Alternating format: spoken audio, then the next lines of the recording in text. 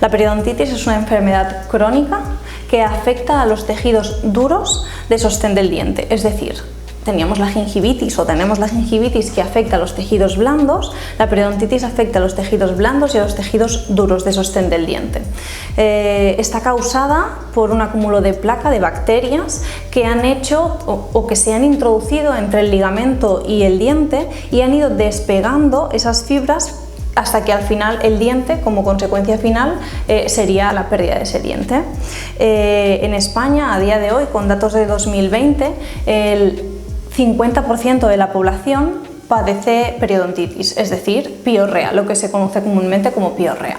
Si miramos estas enfermedades periodontales, es decir, la gingivitis y la periodontitis, vemos que de ese total de población el 90 o 95% sufre gingivitis. ¿Qué quiero decir con todo esto?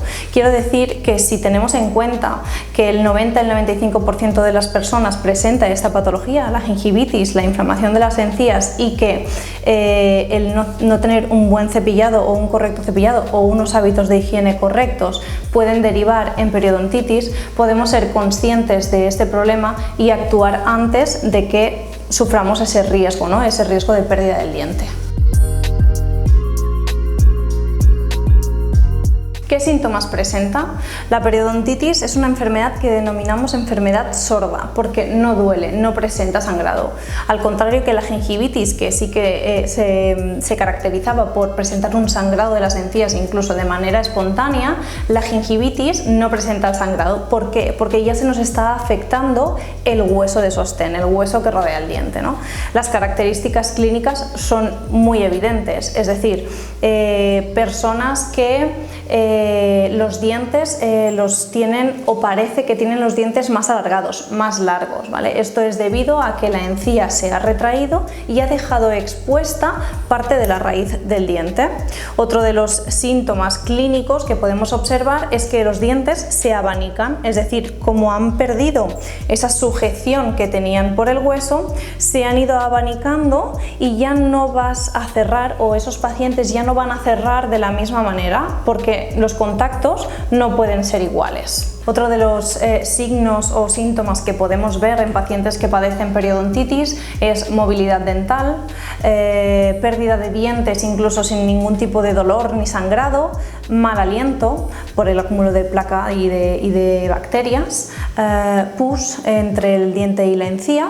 Igual que decía en el bloque anterior, en el de gingivitis, la periodontitis está causada por un acúmulo de bacterias que no hemos podido eliminar. Entonces estas bacterias se adhieren a la superficie del diente y van despegando ese ligamento que hace que el diente esté sujeto al hueso, ¿no?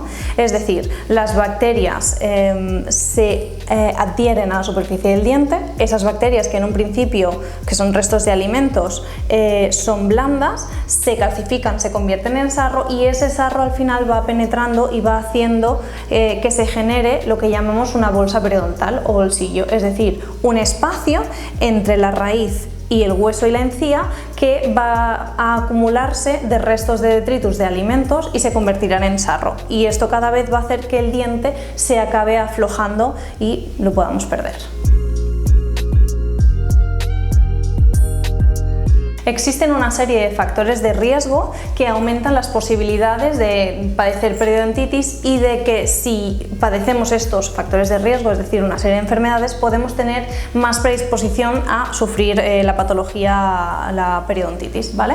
Entonces puede ser, por ejemplo, causada o el factor de riesgo que sea una gingivitis no tratada y descontrolada.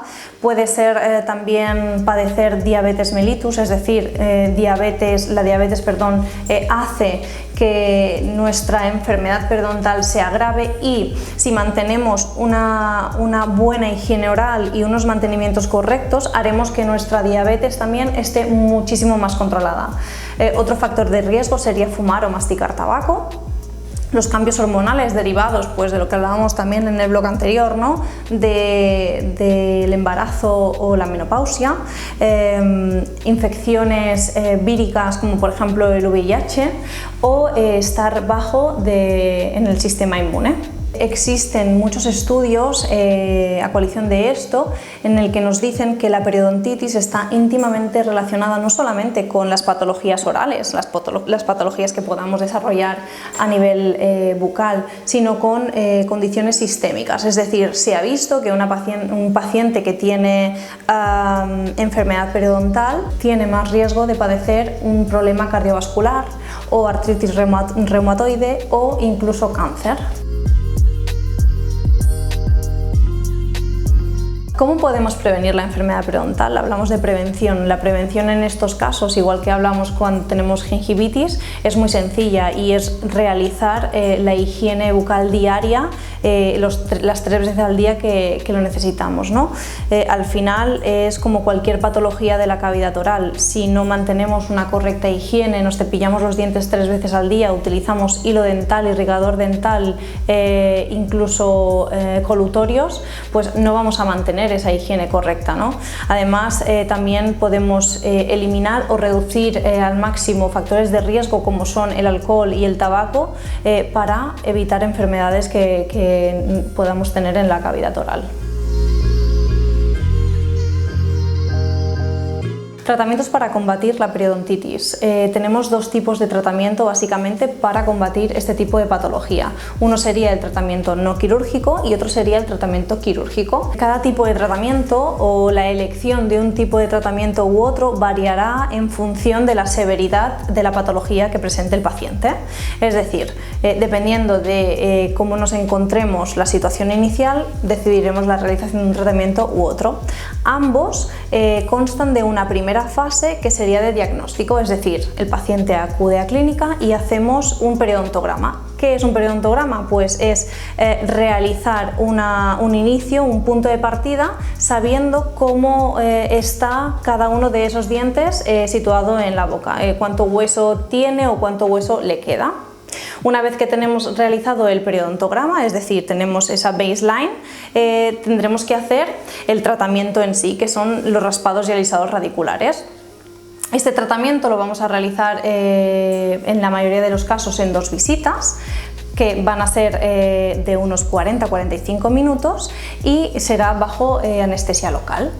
Una vez realizamos esta primera fase de higiene, lo que realizaremos será pues, mantenimientos posteriores, es decir, el paciente va a venir después de haberle realizado los raspados y alisados radiculares para controlar la enfermedad periodontal. Si es necesario hacer algún mantenimiento, pues lo haremos durante el tratamiento. Teníamos el tratamiento no quirúrgico y también tenemos el tratamiento quirúrgico. En el tratamiento quirúrgico vamos a hacer el mismo planteamiento, es decir, el mismo inicio de tratamiento con su diagnóstico y su periodontograma. Posteriormente realizaremos los raspados y alisados radiculares, pero cuando tengamos que hacer el control del paciente, si vemos que existen bolsas periodontales mayores de 6 milímetros, lo que vamos a realizar será un tratamiento quirúrgico para poder ver y eliminar el sarro de la bolsa periodontal de una manera directa.